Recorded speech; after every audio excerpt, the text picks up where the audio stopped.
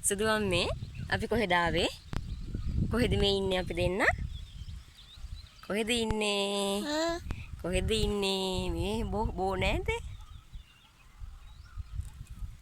බෝ නෑ බෝ චුට්ටයි තියෙන්නේ. ඔව් බෝ චුට්ටයි අම්මේ. වෙනදා වගේම ඔන්න ඉතින් අදත් අපි අපේ YouTube නාලිකාවට ඔයාලා ගොඩාක් ආදරෙන් පිළිගන්නවා. ඉතින් මේ තියෙන්නේ ඔයාලා දැක්ක ගමන් අඳුරනවනේ ගොඩක් අය. මේ තමයි කොත්මලේ ජලාශය සහ කොත්මලේ වේල්ල. ඉතින් ඔන්න අද අපිත් දෙන්න චුට්ටක් ඇවිදින්න ගියා ජලාශය බලන්න.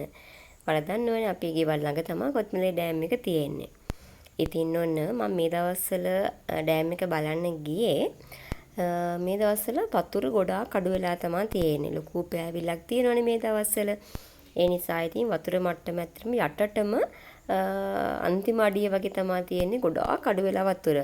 ඉතින් මමත් ජීවිතේ පළවෙනි වතාවට තමයි ජලාශයේ වතුර මෙච්චර අඩු වෙලා තියෙනවා දැක්කේ.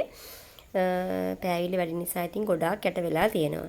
ඔයාලා දන්නවනේ අපි කලින් සැරේ ගියා කඩුදර බුදු පිළිම වහන්සේෙන් බලන්න. ඉතින් ඒ දවස්වල ඉඳලා තාමත් ඒ විදිහටම තමයි තියෙන්නේ වතුර ගොඩාක් අඩුයි.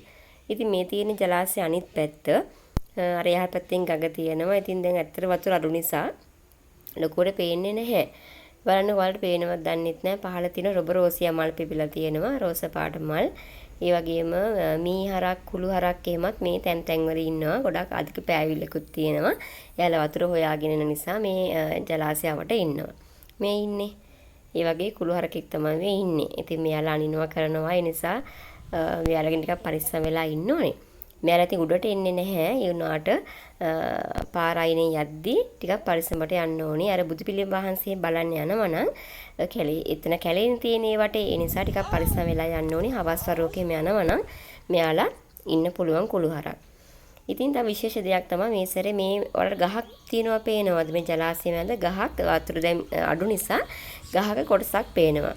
ඉතින් ඒ කොටස තමයි මේ ජලාශයට යට වෙච්ච බෝධින් වහන්සේ නමක් තමයි මේ විදිහට පේන්නේ. ඉතින් ඇත්තටම සතුටයි දුකයි මම හැමදාම කියනවා වගේ ජලාශය දකිද්දි සතුටයි දුකයි දෙකම තියෙනවා. සතුට හිතෙන්නේ ඉතින් අලුත් දෙයක් ජලාශයක් තියෙනවා. ඉතින් රටට සේවයක් වෙනවා. ලස්සන තැනක් නිර්මාණය වෙලා තියෙනවා කියන එකට සතුටුයි. ඒ වගේම තමයි දුක ඒ අතීතයේ දේවල් ඉතින් අර පණ පිටින්ම නැති වුණා වගේ දෙයක් නෙවුනේ. චෛත්‍ය බෝධින් වහන්සේලා ඒ ගම් මේ මිනිස්සු ඒ වගේ මේ බුදු පිළිම වහන්සේලා ඉතින් ඒ නිසා අතීත අභිමානය ගැන දුකකුත් තියෙනවා.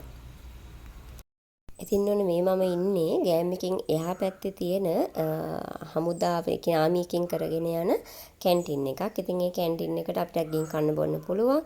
එතන ඉඳලා මේ ඩෑම් එක පේන විදිහ තමයි මම මේකෙන් වීඩියෝ කරලා තියෙන්නේ. ඉතින් අද වැස්ස හවස් වරුව. ඉතින් එතනත් ලස්සන view එකක් තියෙනවා. ඉතින් තව දුක හිතෙන දේක් පෙන්නන්නද? මේ ජලාශයෙන් එහා පැත්තේ කොට කන්ද වලට පේනව නේද නාය ගිහින් තියෙනවා. ඒ අර දිට්වා සුළු කුණාටුවත් එක්ක රම්බඩ ප්‍රදේශයේම නාය ගියේ ඒවා තමයි මේ පැත්තට ඔය පේන්නේ. ඉතින් එහෙනම් අදත් අපිත් එක්ක එකතුලා හිටපුවාලා හැමෝටම ගොඩක් ස්තුතියි. ආයෙත් දවසක වීඩියෝ එකක් අරගෙන එන්නම්. අයබෝවන් පරිස්සමට ඉන්න.